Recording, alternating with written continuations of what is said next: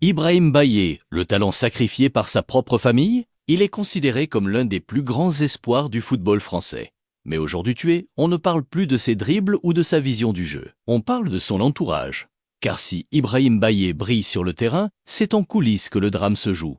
Aujourd'hui tué, on lève le voile sur une gestion familiale qui frôle l'ingérence totale.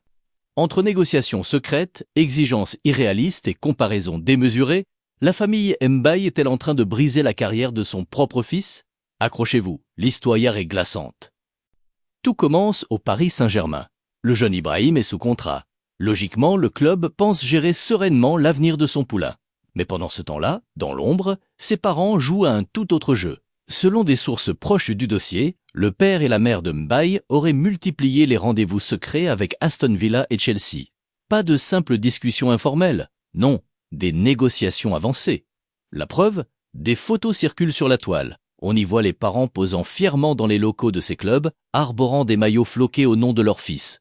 Un manque de respect total envers le PSG et surtout, un signal inquiétant.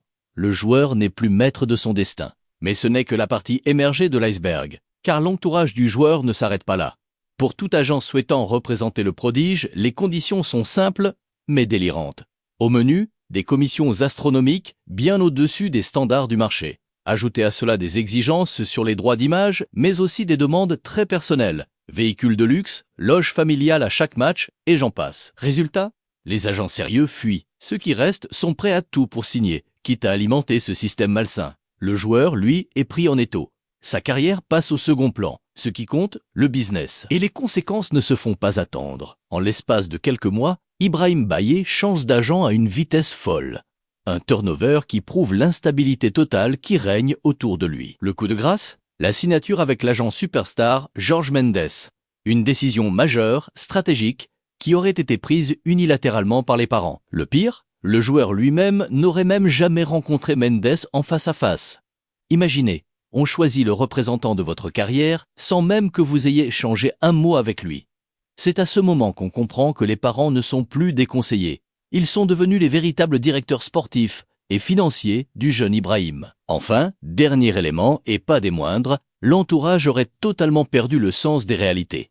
On murmure que les proches comparent ouvertement Ibrahim à Lamine Yamal ou Ousmane Dembélé. Des talents mondiaux déjà confirmés au plus haut niveau. Cette pression constante, cette démesure a fini par ronger l'attitude du jeune joueur. Sur le terrain, on sent un joueur perdu. Dans le vestiaire, les relations avec le PSG se tendent.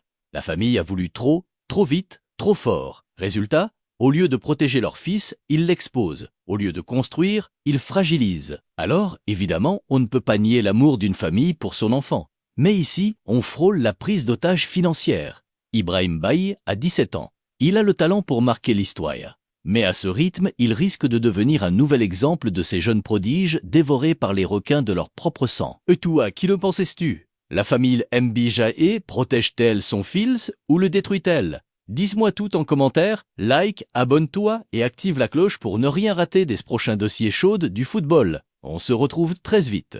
Peace.